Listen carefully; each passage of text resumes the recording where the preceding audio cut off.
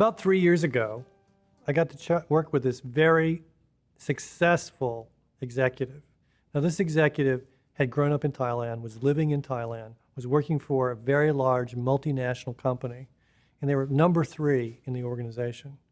And the reality is that all of the senior roles above that, especially the one that was the country chairman role, the one that ran the country, always went to a European.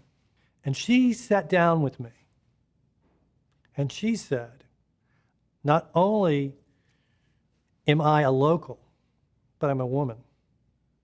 And I just don't know if I'm going to be able to get them to be willing to listen to me, that I'm the one who should run this thing. I know it better than anyone else. I'm the one who's put this thing on the map. And she was basically willing to give up on that possibility until I sat down with her and said, so remind me of what your purpose is. She said, you know, my purpose is to empower others to see what's possible so we all win. I said to her, what would happen if you applied that to yourself? And in that moment, she steps back, she looks at me and she says, got it.